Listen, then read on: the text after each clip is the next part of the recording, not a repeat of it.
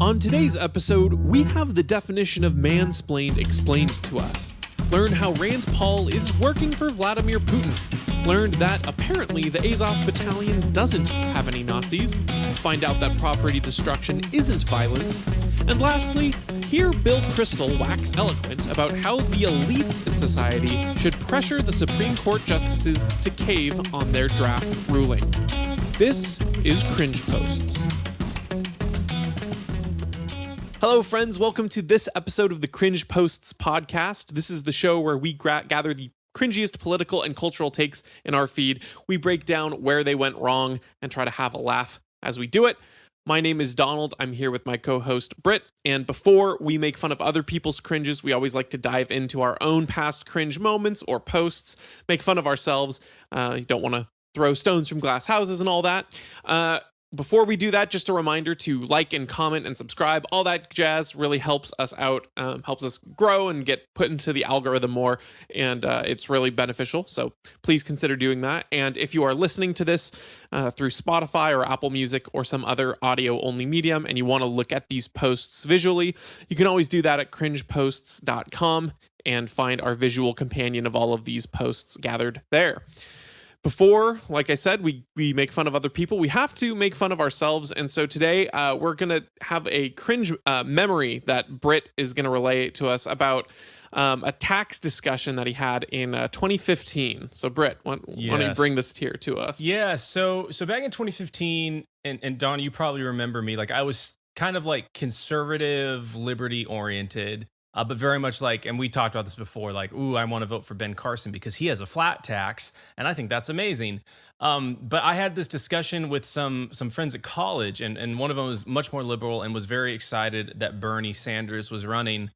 And I was kind of at that stage in life where like there's a lot of things that were really important to me, like in concept, but I didn't actually know the details on them specifically. So like with taxes, I was like, oh, like I intuitively know that like a lot of taxation is bad, but I hadn't quite arrived at the point of like realizing that like taxation at all is bad because it's stealing and forcibly taking money from people. So as we got into this discussion about Bernie, I was like, I think Bernie sucks. I think he's the worst, but I didn't really know a lot of details about his policy. I just knew that he really liked taxing people and that he wanted to redistribute the wealth because he literally would say that.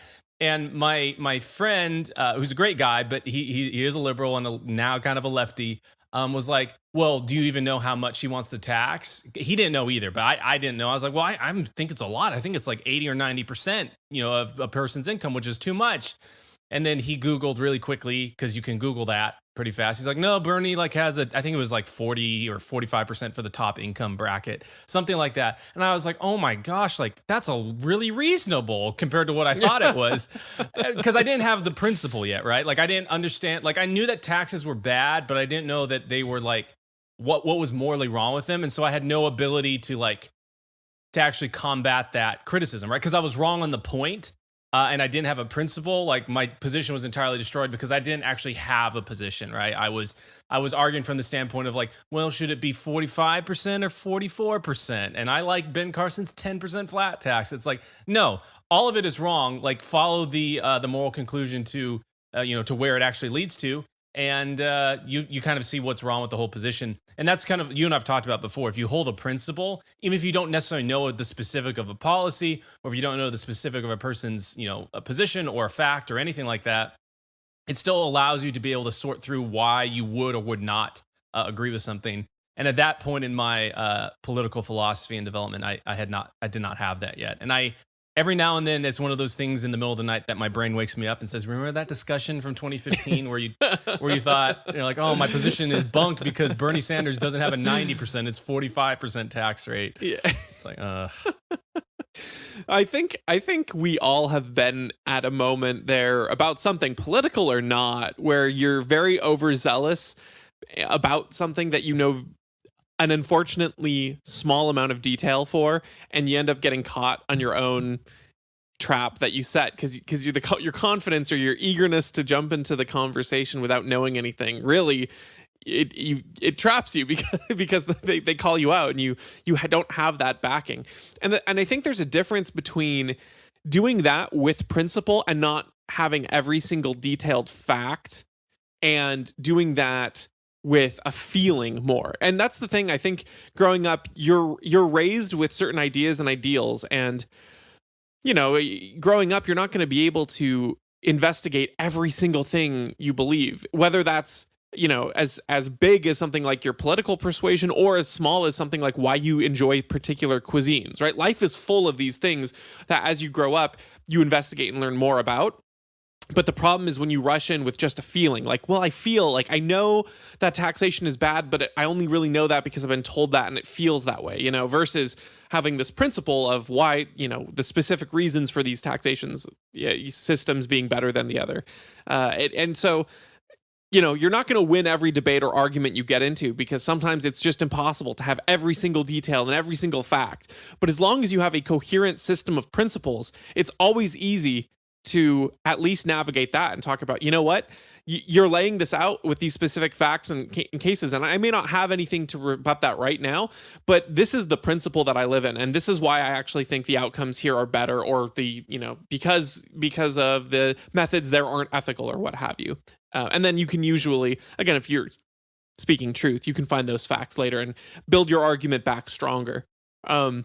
But not to harp too much on this, but with the flat tax thing, it's really funny and interesting because I was a big proponent of a flat tax for a long time because I thought it was fair. And that's often what the conservative line is for a flat tax, is it's fair. And I think that falls on the same amount. Well, right. And but it falls on so many different levels because, one, there's that where it's like, well, yeah, like, why is it actually fair to have this taken from you in the first place? But secondarily, a flat tax is a percentage, right? Not an amount taken. And so when you're taking that percent, you're inherently recognizing that different amounts coming from different people mean different things, right? So someone who's very wealthy, their 10% is a larger number, but that larger number impacts them differently than that large number would impact someone poorer, right? And so I always thought, that the person who's wealthier is making more money, and so that 10% is still fair. But when you concede that point, that it's ethical to take people in different amounts of money because it impacts them differently, then the next logical step is, well, if different amounts of money impact different people because of their wealth status, why wouldn't different percentages impact people differently? If you took 50% of a billionaire's income, that's a ton of money, but it still impacts them differently than 50% of someone who's only making $10,000 a year, right? So, both are unethical, and I think you can argue that, but it's the problem with the flat tax being a quote unquote fair tax is if you're recognizing that different amounts of money make something ethical or not ethical, it's actually very difficult to then say that the percentage is what makes something ethical or versus unethical. Because again, what you can do with when your budget is a certain size, the percentage of your budget is only relative to the size of the economy. So again, Elon Musk losing 50% of his wealth still makes him a very wealthy man versus someone who's, pretty well off at $100,000 a year. If they lose 50% of their income, they really got to tighten their belt compared to what they lived. So just kind of a funny little principle thing there, where if you don't have that principle, it even when you're defending the idea, it kind of runs in circles a little bit. Well, and that's what nailed me on it, right? Was that I thought, I just need to argue the percentages of this tax, and that you see that by Republicans, like, we should have 44 or 35 or whatever percent of 1.5% reduction. It's like, no, like by the fact that you can now, you've basically granted the premise that it's okay to tax. And by that premise being granted, they can argue for as much as they want, and you can never say that they're wrong, right? It's just a difference of opinion. It's not an actual issue of right or wrong. It's just I think we should do this. And then they can always come back to, people who are proponent for higher taxes of, well, those people need to pay their fair share, and you've got all these other poor people that are dying over here, and so shouldn't we take care of them? It's like, I'm not trying, sure, like I agree that we want to help and take care of people, but like, you wouldn't mass murder 100 million people to take care of one person, right? Like that's just not, that there's an ethical balancing there. It's like there's certain principles you should never cross, regardless of whatever the outcome is on the other side of it, because there's right and there's wrong. And we can obviously, I don't want to harp too much on it, but the left kind of only believes the only principle is power. But yeah, anyways, I cringe about that all the time at night because I think 2015 Brit was okay with, thought 45% tax rate was a defeating argument. Yeah. Well, maybe we'll feature this in a future cringe post and talk more about it, because I've always seen the memes about like during Eisenhower, a Republican president, the top income bracket was like 80% or 90% or something like that. Like checkmate. But I won't give away our cringe there. I'll see if I can find that for a future episode, because that's a good one to talk about. Okay, so our first external cringe post here comes in a chain replying to Bill Kristol. Now, Bill Kristol's tweet here isn't really the cringe one, but don't worry, we have Bill Kristol later in the episode, so we can cringe at him together. But I just saw this thread, and I was laughing at the end results here. So, in response to the Supreme Court justices' houses, and I think the Supreme Court building as well, being protested and having people standing outside chanting, all that sort of thing, Bill Kristol tweets, "Please don't protest at people's homes. Please don't intrude on people attending their houses of worship. Organize politically, be civically. It's a weird word to read there. My bad."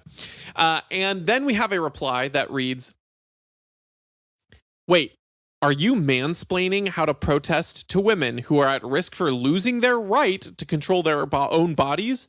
Sit down, sir." Someone else replies, "Everything else aside, Kristol's post wasn't mansplaining. He wasn't explaining anything. He was making a request." And then our final reply comes saying, "Request denied. Also, this is mansplaining. If you aren't sure what it is, find some white dude to spell it out for you. The rest of us have more important things to do." I love this thread because in particular, the final tweet there, it's almost embodying the exact kind of arrogance it seeks to crucify. The sort of contention with mansplaining is that it's some arrogant male who's talking down to a female because of who they are. And this tweet right here is a very arrogant female talking down to a male, other Twitter user, because of what sex he is. And it's literally the thing that she's mad about, but doing it from her to the man. So that makes me laugh. But I guess I'm also the ignorant, stupid one here, asking people to organize politically and civilly seems like it's not mansplaining anything. As far as I was aware, mansplaining was talking down and explaining a concept, not saying, "Hey, can we please not destroy things, or can we not invade public people's homes and their private lives?" That's what I thought mansplaining was. Maybe I'm wrong. Can you mansplain this to me, Brett? Yeah. All right. You got it. And I identify as a man, so I can, in fact, mansplain. No, what's funny about what struck me from the last person's post was she even admits that it is a request by saying request denied, right? Like, yeah. Like she's affirming that, like, oh yeah, this was a request and I'm denying the request. Like, I'm going to go do this anyways. So I don't know. She probably could use a little bit more explaining in her life, because she obviously, I don't know. It's just one of those like word vomit. Like, I want to dunk on someone, so I'm going to say something, and they didn't really think about it, right? This is an instance where the edit button that Elon Musk wants would probably be really useful, because I think in a couple of years she'll look back on this and be like, oh, that wasn't very good. Yeah, the mansplaining thing is pretty funny to me as a general concept, because like, I don't know. There are definitely men that do that, and there are definitely women that do that. I think it's kind of just an issue that people sometimes like to look down on other people and talk to them in a condescending way. And especially about things that a person thinks that their group has more of a claim to. So women plenty of times will explain to men different things that are unique to women's experiences or bodies or biological functions. And then men that have more of experience in something else will also do that towards women. And I think that's just a fact of life. And then it's like, oh, sometimes there are like surprises, right? Where it's like a man or a woman does have even a better understanding than the other person that they're explaining something to has. But I don't know. It kind of stems from this And we've talked about it on the show before, but like this desire for people to like be surprised, like you see those like clickbaity articles or those videos of like this old man walked into the room and everyone was shocked when he did this. And it's like people like want to have that kind of like the marginalized and the people that are that you wouldn't expect something from, like they're actually the wisest person in the world, so therefore never explain anything to anyone. It's like, no, like we actually can take the world at face value for the most part, right? Like the reason we all exist, the reason society exists is because we can take it at face value. There are people that have more, better experiences than you. Just because you identify as one person or another, or maybe you even have some sort of view that is unique to the business environment or the cultural environment that you're in, it doesn't necessarily mean that that perspective is valuable, right? And someone telling you that it's not valuable and then explaining how things actually does work does not make that person not a good person, and it doesn't make them necessarily condescending even, right? Like, and that's kind of the problem with our generation. I hear this from people in college. Like I've been a guest speaker at like college classes before for business, and you'll hear these kids say things like, when you ask them, what do you want to do? And they'll say, oh, I want to be a manager, right? It's like, okay, like, what does that mean? You want to be a manager? And like, I want to manage people. It's like, okay, well, how are you going to manage people if you don't know how to do something, right? Or do the thing that you're telling them to do, or you're supposed to be managing them to do. And that's kind of where this all stems from. It's like everyone has something to contribute to the conversation. That's not true. Not. It's not that everyone has everything. Everyone has like value intrinsically, but just because they have an experience does not necessarily mean that they have valuable insight into something. Yeah, and I think you said a couple of things here that really, I think, highlight the specific points. The first being, when you're talking about, it really is an issue of people who feel like they are they have the authority in some situation, talking down to another, whether they're male or female. And I will say, I know of very real experiences of men talking down to women in business. Like I've seen that firsthand with people. I mean, I remember even one time, yeah. Oh yeah. I mean, I remember like, I don't even remember. I was so young at the time that I didn't know what the context was, but I remember some person being on the phone with my mom and she needed some record of something, and they wouldn't give it to my mom, and so then my dad got on the phone, they'd give it to him, right? And sometimes those scenarios are because of the way that men interact, just in terms of men interact with each other that way too. Yeah, exactly. It can be a number of factors, but I'm not denying that kind of thing exists. But like you said, I think it is more to do with an individual feeling that they have a claim, and sometimes that is a sexist thing, and you can call it mansplaining. But I do think it's just more of an individual's pernicious sort of arrogance, and that that can manifest as sexism, or it can manifest just as condescension, and a lot of women do treat other women that way. When a new woman joins some sort of group or some association, and they're the new person, they're not in the in group, there's a lot of hierarchy there, where there's that condescension just as much as a man would do it to a woman in the same way, and women talk down to men too. I think it is. It's a reality, but it's not. Again, it's kind of like the systemic racism claim, where there's so few actual examples that they can give that do exist, and there are racist people and there are racist institutions, but overwhelmingly the claims that get made of this systemic racism can be are usually attributed to a number of other factors that have to do with individual flaws and faults of these people. And so, it's like if men feel like they're on the in crowd of knowing how to run a business, and they try to talk down to a woman, then yeah, that might be it. But similarly, a woman might try to talk down to a man about how to make a sandwich in the kitchen. No, I'm totally kidding. But just a joke. We're gonna clip that one. I'm marking it. Yeah, I know. I'm canceled for that. But original joke, haha, woman sandwich kitchen, funny Donald. But anyway, the other thing that you're talking about too, sort of later, and is when people they don't want to hear an explanation of something. They view that as condescension, whether or not it is. Yes. And I think that you need to be open and willing to learn and to take hard truths, even when it hurts your pride or your own ego sometimes. And if you're in the position where you're explaining something to someone in some way, do it with as much grace as you can without sacrificing the truth. Sometimes Yes. the truth has to be spoken in a way that can be taken offensively.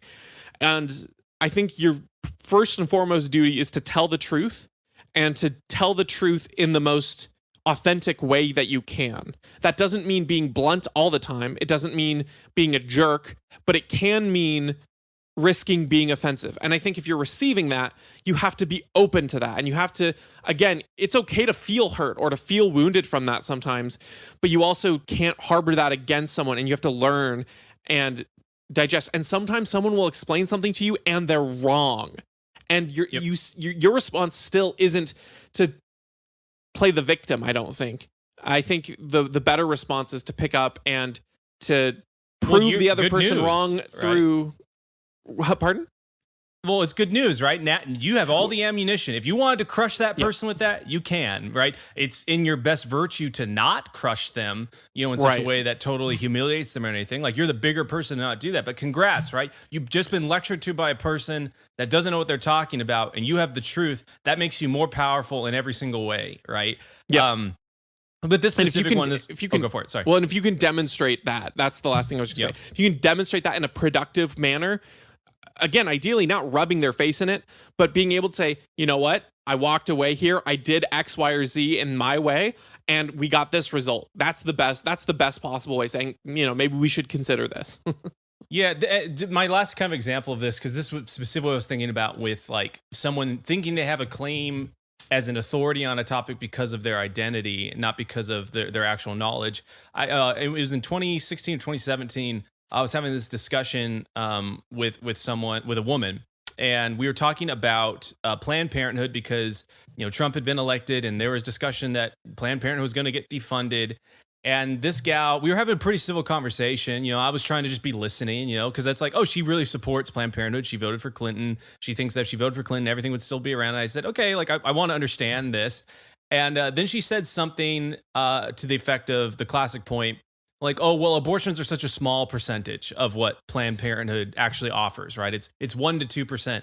And I said, no, actually, you're wrong about that. Planned Parenthood supplies, the vast majority of abortions in America.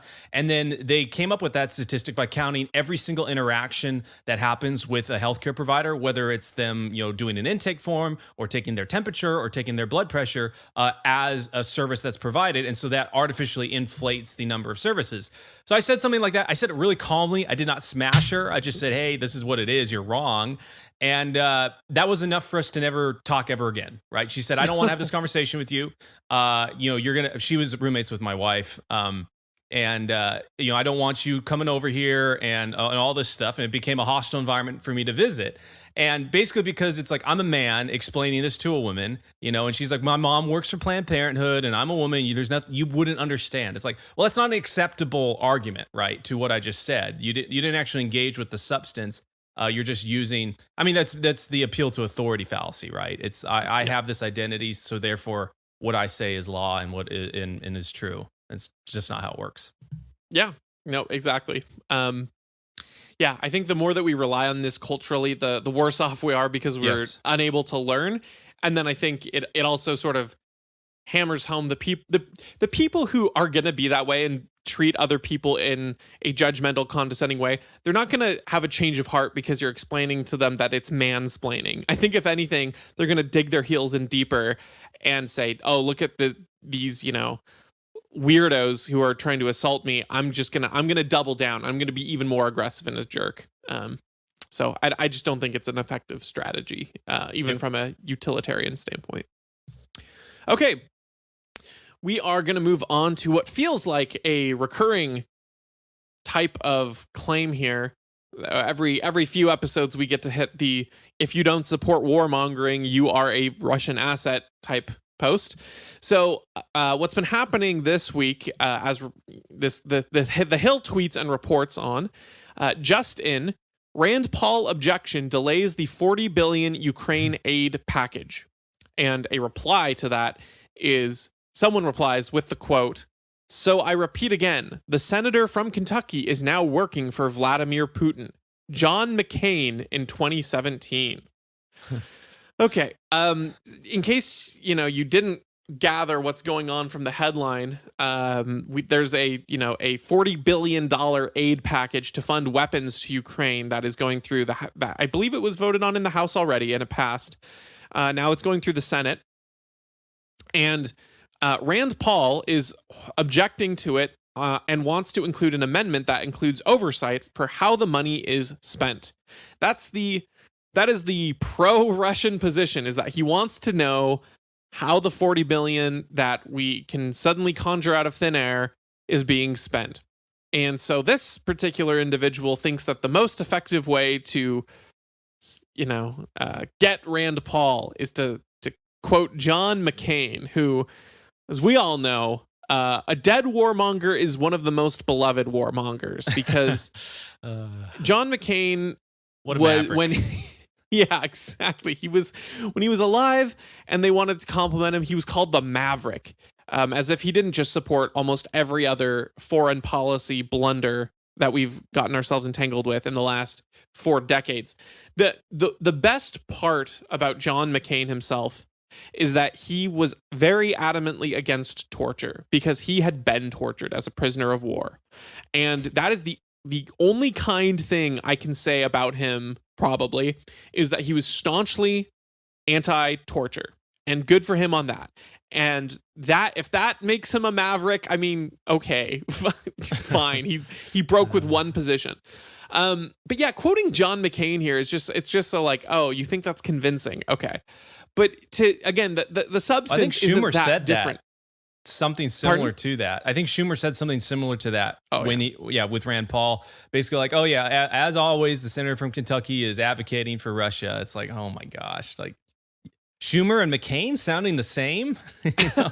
What a maverick. Yeah, that's always the thing, right? And what's great is he's not even objecting to the package being sent, right? He's saying, let's put an oversight on this to see how it's being spent.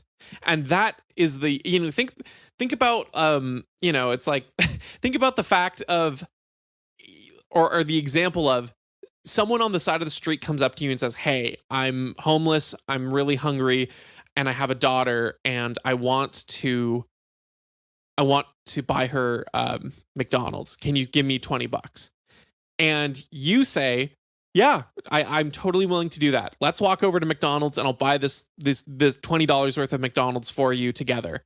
And then someone else saying like, "Oh my gosh, I can't believe you're pro-starvation," because you want to verify that your money is being spent in the way that's being spent. You're not even like in that particular example, you're not even skeptical of the homeless person's use of the money. You're just verifying it. You're not even saying that the person shouldn't eat. You're just saying, I want to make sure that it gets used for the purposes.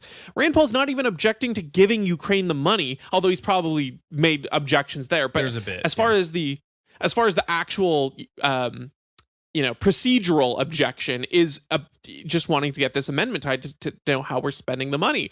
And that is getting you labeled pro-Russia, because the political left and the people with the Ukraine emojis in their Twitter feeds, by and large, are not thinking people. Yep.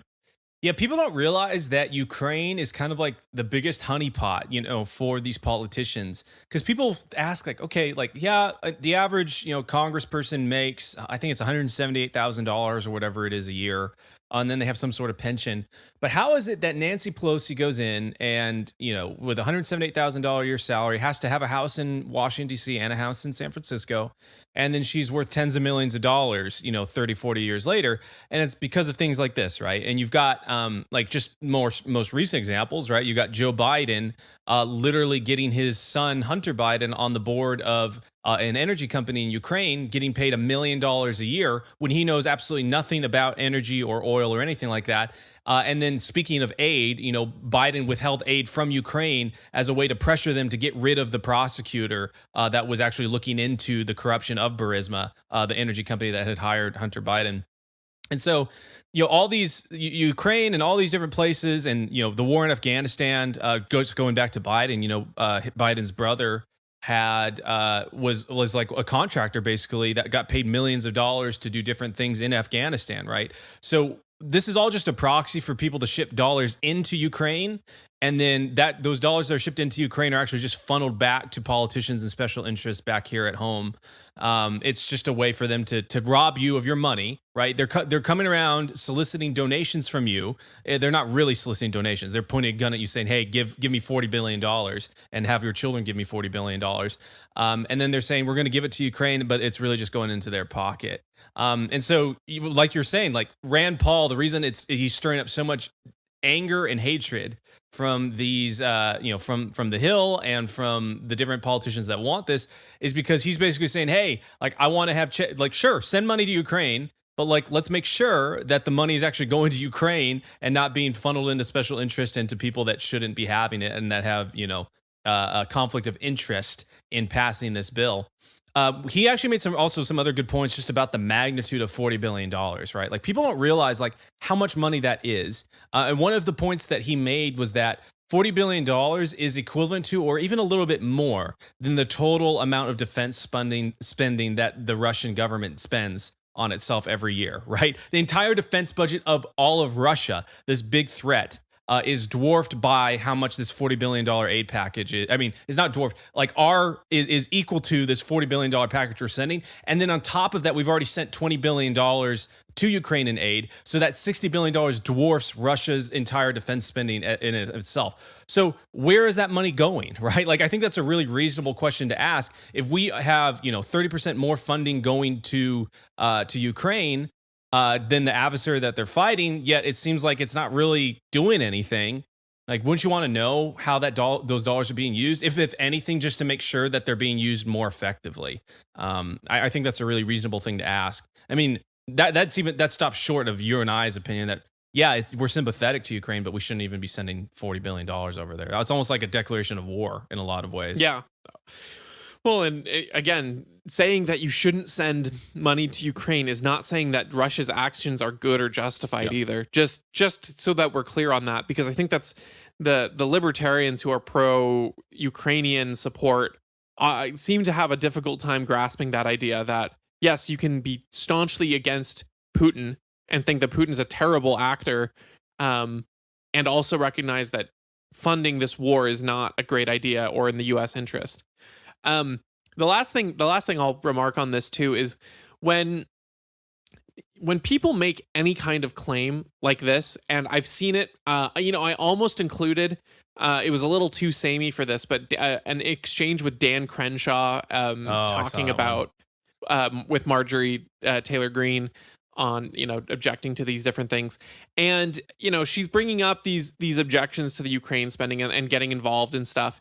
And he said something about like, oh, I see you're still trying to get on featured on Russia Today, or some stupid remark like that. It's essentially, it boils down to the, oh, you're using Putin's talking points. That's kind of the NPC phrase that all of them will say. Oh, these are Russian talking points. These are Putin talking points. If someone uses that phrase, know that they are literally just parroting the media, because that is the phrase that the media use. They're not actually thinking through these things, and realize how empty of an actual response, rebuttal, or argument that is. Okay, like think about it this way.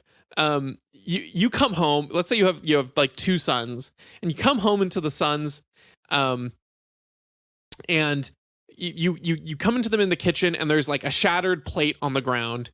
And they're both arguing over who broke the plate, right? And the plate had food on it, and one son says it was the other son. He dropped the plate, and that son says, no, it was the other son. Look at him. He has food all over him because that was his dinner plate. He dropped it on himself and he broke the plate. And then you chime in saying, yeah, well, why do you have food on you? And that's just a pro-John talking point. It's like, that doesn't answer anything that I asked. Like, why do you have food spilled all over yourself, right? Just saying it's a pro other person talking point. Like, okay, that's exactly what a murderer would say if they were trying to get. It's like, yeah, exactly. Yeah, right. Did you kill that man? No, I'm innocent. Huh, exactly what a murderer would say. It's that kind of stupid, purely defensive non-answer, and that's all so many people actually have. Now, there are some people who make positive claims towards why we should support Ukraine, and I think they're all terrible and warmongering. But 90% of the people who support Ukraine, quote unquote, do so through just mocking people, saying that's a pro-Russia talking point, like they're programmed to. Yeah, Crenshaw's Twitter point was that, oh, so you're saying that if we give $40 billion to Ukraine, we can destroy our adversary in Russia without losing a single soldier? Why would you not be for that? I'm paraphrasing. It's like, okay, so you admit that this is basically us doing a declaration of war. Like, yeah, we don't lose anyone, but we're like, so you're for war with Russia? Like, great, thanks for admitting that, Crenshaw. Yeah. Whether we you lose take the eye someone or patch not off now. Right. Yeah. Losing people in that it's like you're prolonging a war for one thing, and you're potentially triggering World War III. So if that's the case, we do lose a lot of people, Danny boy. Okay. Our next post here reads, almost 3 months and Russia hasn't found a single Nazi. We all knew it was a lie. They need to look in the mirror. I think the thing that makes me laugh about this is they need to look in the mirror. That's the funniest thing ever, because it's like, look, you can accuse Russia of a lot, and I don't like a lot of what Russia has done in history. Obviously, Stalin was terrible. Lenin is awful. All these people, and Putin is horrible.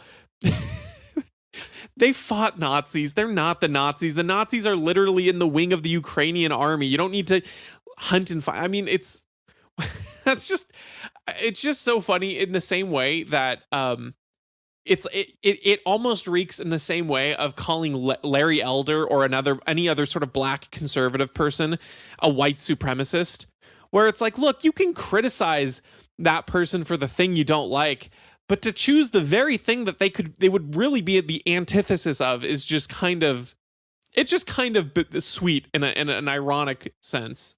Yeah, that's the part that instantly jumps out to me that makes me laugh, at least. Yeah, what's hilarious about this guy, as I follow him on my feed, and he's also one of the folks that will say that there were Nazis at Charlottesville and that there are Nazis prevalent through all of America, and we've got a culture of Nazism here in America. And it's like, okay, dude, like, if you're talking about looking in the mirror about not finding a Nazi, right? Like, it's been a bunch of years and we've barely found any here, right? Like, you could probably count on one hand how many there are in the United States. I'm exaggerating a bit.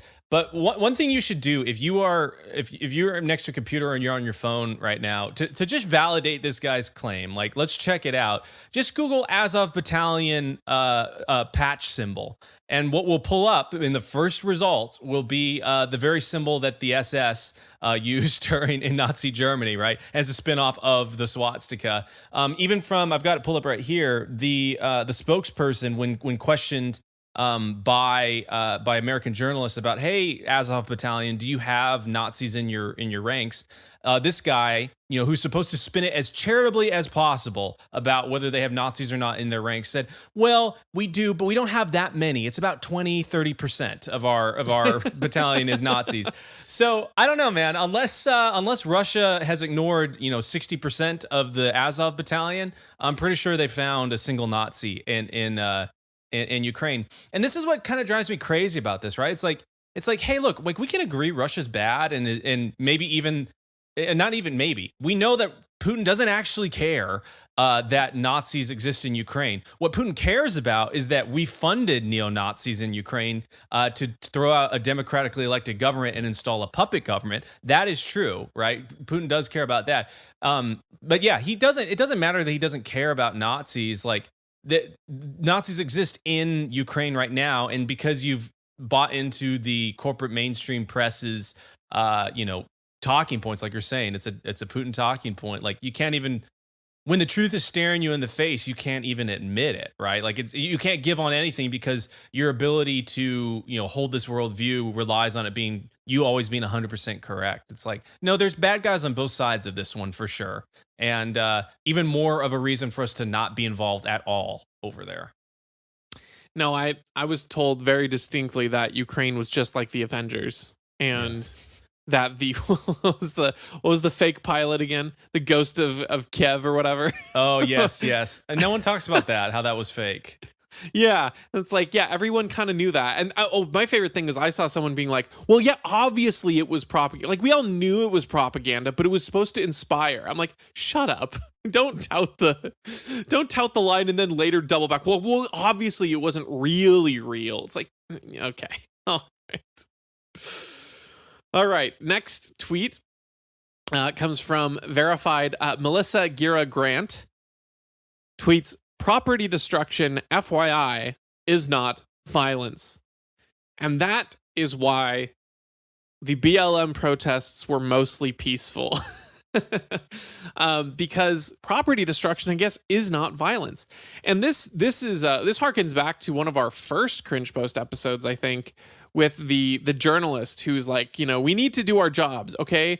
Destroy like violence doesn't count as like destroying objects or whatever. And it's this constant changing of words and definitions to try to play around, because they know that people associate the term violence with a bad thing. People don't like violence. And so in their mind, if they can divorce the concept of property destruction from violence, then property destruction can become this negotiable idea, right? It can be a thing rather than, violent, even though technically speaking, there are some situations that do require violence. For instance, self-defense can require violence. The overwhelming connotation for violence is negative. And so they want to divorce this from that so that they can look at property destruction in an entirely neutral lens. And that way you can say, well, if property destruction is being leveraged against people who we think are evil or we don't like, then it's okay. And that's why you can have, again, the Black Lives Matter riots destroying private property. Who cares if it was owned by, some small business and it's not actually going to hurt the big corporate people they want to hurt. It was done in the name of social justice. Therefore, it is ethical because property destruction is not violence. It was not violent. It was not bad. It was not unethical. It was done for the right reasons. Therefore, this neutral thing, property destruction, done for the right reasons, makes it good.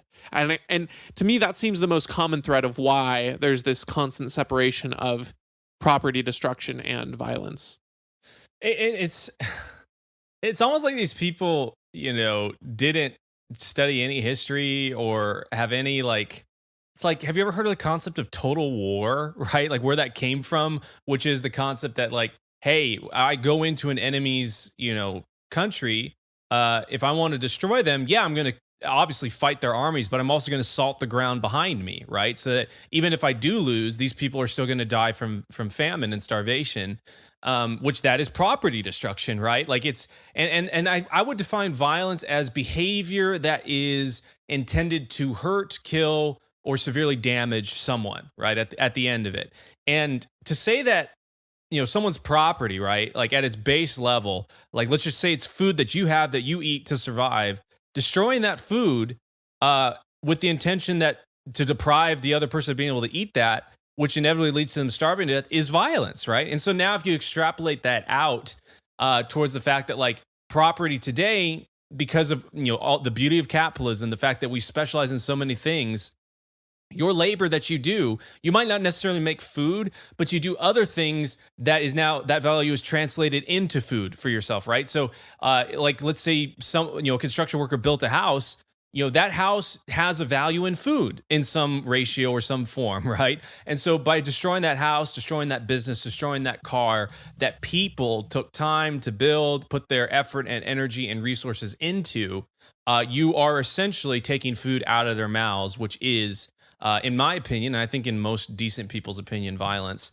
The kind of the more sinister thing lurking underneath all this, because this was about specifically the fact that they're going to have protests outside of the Supreme Court justices' houses and stuff. It's that there is it's that some property and some people are worth more than others. And we saw this with Joe Scarborough when he's talking about a broken window at the Capitol. You're going to say that's, that's worth less than a taco stand during the Black Lives Matter. It's well, Joe, one is private person's property. and they have to pay for it, and it might have ruined their life. And the other is government property owned by basically no one and paid for by the people. Like, yeah, one is definitely worse than the other. And like, I don't like that things are destroyed, right? Whether it's government or people's property, but I'm not gonna like have a hierarchy of this one person, because they suffered, is worth more than the other person that suffered. It's like, because you have like a goal in mind, right? Like, because he would say like the taco stand being destroyed is just a natural progression of like getting equitable civil, like with the Black Lives Matter stuff. It's like, no, there's no scenario where innocent people's property and lives being destroyed can be justified. Yeah, I think that overall this kind of thing sort of leads me to think how important it is when we're talking about different things like principles and just kind of at the beginning where it's easy to think in phrases and sort of catchphrases and slogans like the 10%, flat tax, it's a fair tax. That kind of thing, I think, creeps into why they want to control the language for this and why they want to be able to manipulate terms like this into leveraging it into these situations where they can enact political power, right? Because if you can get a bunch of people to think, well, property destruction isn't violence, and I'm taught violence is bad, but if property destruction isn't violence, then I don't have to associate it as bad. Then they can use things like, you know what, it's your civic duty to destroy this person's house or whatever, because they're going to do a bad thing or whatever. And so that's why it's so important in so many ways to connect the concepts of property rights and of individual autonomy and how intrinsic human value. You have to sort of define and have these first principles instilled into people. You can't just teach them sort of the surface level of if something is destruction, it is bad. You actually have to teach them the principle behind it. Otherwise, when language like this gets manipulated, well, then it doesn't really make that much of a difference to them, it doesn't change their perception in a way if they're trained right. It doesn't change oh no, just because you're not calling property destruction violence, I know what it entails. I know what the value you are destroying and taking away. Therefore, I'm not going to buy into this silly plot and ruse. And I agree. I think ultimately it's these kinds of word games that lets people enact agendas that right now, when you lay them out as what they are, sound pernicious and heinous. Like you said, some people's things or being worth and people being worth less than others. The only way you can communicate that idea and have it sit in someone's brain without them blowing up with cognitive dissonance is if you can play these word games and disconnect the meaning and the concept. And so they can repeat this line in their head and assure themselves that they're good and right without actually thinking it through for the full implications anyway. Okay, we will move on to our last series of posts here. And as I promised to you near the beginning here at least, we've got another Bill Kristol series of tweets. And this thread was actually longer than these three, but I just selected these three. So we're once again talking about the Supreme Court thing here. Now, and Bill Kristol, I will preface this, is kind of confusing because he has, like, recently, within the last 2 weeks, because I think these were from this early week, and so I saw him talking about how he was pro-life and he maybe agreed with the idea of overturning Roe. And then more recently, I saw someone say, okay, but now look at this article here where he says that he doesn't want to overturn Roe.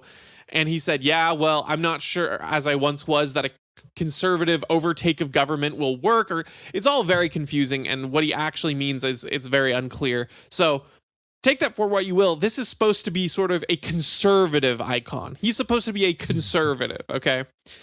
So he tweets, for all the protests and denunciations, there's a lot of liberal fatalism in reaction to the Alito draft. Maybe the die is, I think he means cast. Maybe the die is cast, but maybe not. It's not clear Alito has 5 solid votes. Couldn't Barrett, Kavanaugh, or Gorsuch be affected by critiques by law professors and historians? I know this is an elite strategy, a long shot, and perhaps doomed. But why not try? Couldn't papers be produced, conferences and panels put together that would make it kind of embarrassing for the 3 newer justices who care about their reputation to sign on that option?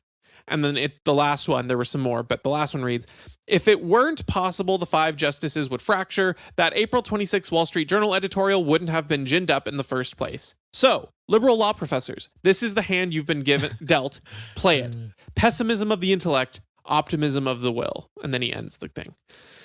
And there really is a lot to talk about here, because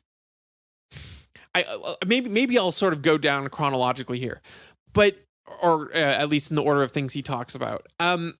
The overall feeling I get from this, I don't know if you ever watched the show. What's it called? Was it called The Newsroom? Yes. Yep. Yeah, I remember it being recommended. It was like kind of like a new West Wing, but it's about a newsroom. And I remember in the opening scene of that, the main character goes on this sort of rant, and he's supposed to be seen as this independent moderate. I think in the show's lore, he was like a classic Republican, but a very moderate one, very center Republican, and the right just keeps drifting to extremes or whatever. And so he critiques both the right and the left in this talk he gives, and he talks about how the Republicans, if you guys are so right about all these things, and it's been so long, I don't remember everything he actually says, but he makes some sort of substantive critique there where he goes, if you're right about all these things, how come, I don't know, he probably brings up abortion. Like, how come if you're pro-life, why don't you actually care about the life after they're born, and all these stupid things like that. And he gives sort of these substantive critiques on conservative positions. And then he says, and Democrats, if you're so smart, how come the Republicans keep beating you? How come you can't win? And he makes this whole strategy thing. And he doesn't substantively critique them at all. And that's kind of the vibe I got from this thread, where he's supposed to be a conservative, and yet he's like, liberals, why are you so downcast? You've got all these options at you. Where it's like, dude, if you were actually pro-life, if you were actually defending the principles of constitutionalism, which is what you would say, then critique the substance of the material. Don't talk about this strategy. And secondarily, if you are pro-life and you want, then celebrate that. Don't be like, well, here's some ways you could get around and beat that. So I thought that was just a very weird angle to take, where you want to be seen as this scholarly moderate, appealing to both sides, and, well, here's what you could try, and don't give up hope. You don't need to be fatalistic. It struck me as very odd. That's the first thing I noted. I'll let you chime in before I move on to anything else I see. Yeah. I mean, this is so in line with how he just thinks and the way he's operated. So at least he's consistent in that he believes that you can apply a one-size-fits-all to a country of 350 million people. And if he'd even read Alito's dissent, or not dissent, but like majority opinion, he would know that it's like Alito's basically saying, hey, like, we need to return this back to the people, because no matter how many papers, no matter how many law people write this, or how many professors say this or say that, or how many panels are put together, or conferences, as this guy advocates for, like, this decision should be made at the smaller and smaller level, right? Like, it shouldn't be made at the federal level. It should be made at the state level, because if you don't do that, you're going to just have a continuing fractioning of the country, right? Because it's such a divisive issue. And for Bill Kristol to think that, well, all we just need is for people to be more educated, and for us to make a good point, and for there be a panel, and then we'll arrive at the right conclusion. It's like, dude, you don't think that there have been panels on this, and that there have been people that have made points about this? Like, it's a really weird, like, I don't know. It's very, it reminds me of, I have this very liberal friend. He's not a leftist, but he's very liberal. And he, whenever we talk about like Trump or anyone like that, and we talk about the world and how to solve it, because I'm like, hey, like, I think, giving people the power to make their own decisions and not forcing them to do something, and non-aggression principle and all that stuff, I think that's the way to go. He'll go, no, I don't think so. I think it's just really like, for us to get the world we want, people just need to be better educated. And it's like, there's such a snobbery in it. And I mean, Kristol basically comes out and says it. He's like, I know this is an elite strategy, and I'm part of the elite. um, it's just this thought that like, well, if people were educated, they would think like I think, right? We would get to, it's like, no, that's not how that works, man. And that's like why, Bill Kristol's whole regime change and bringing democracy to Afghanistan and Iraq, this thought that, if we just educate them on democracy, we can change a society that's operated the way they've operated for 5,000 years, 10,000 years, 15,000 years for all we know, in, about a year. It's just ridiculous. It's in that same vein.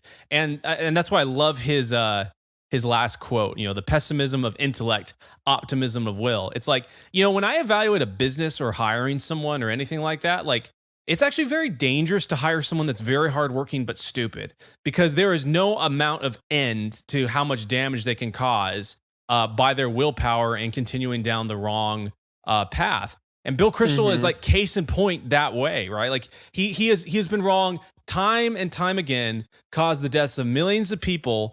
And yeah, he's got a really invigorating will, right? He's got a pretty tiny intellect. And look where that's gotten us, right? So it's Bill Kristol, maybe you're not the impressive elite that we deserve. Maybe you should step aside. Yeah. And don't you think it is so telling of him when he says, where is it? Couldn't papers be produced, conferences and panels put together that would make it kind of embarrassing for the 3 new justices who care about their reputation to sign on to that? Like, my goodness. They were right at my thoughts. Yeah, it's like the most projected thing ever. Where he's like, well, of course a Supreme Court justice cares about how they're perceived. What do you mean? And that's the funny thing is, on the one hand, he's the exact kind of person who upholds the Supreme Court as this hallowed institution. It's kind of what we were talking about on the last episode. But then simultaneously admits that, well, actually, they probably care about their reputation and would change their decision based on their reputation. I thought that was such a dead giveaway of everything that he stands for, where he's like, I'm a conservative, but if it makes me look bad, if I can be convinced otherwise, I'll definitely cave on this issue. And I feel like that's what's going on here. I don't know. I just thought that was really, really telling.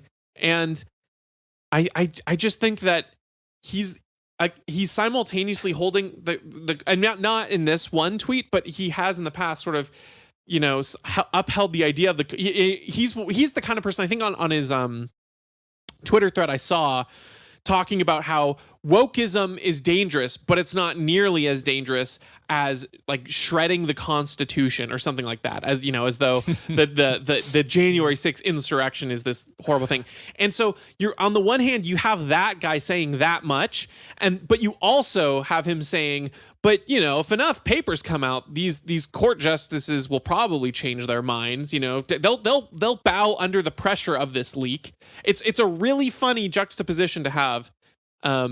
And yeah, that's all I have on that. But I don't know if you had any last thoughts or not. My last thought, it made me think of a couple things, but specifically, it's like, Bill Kristol, what argument on any topic, right? Like, I think you can probably say that no one is going to be swayed one way or the other on the abortion argument.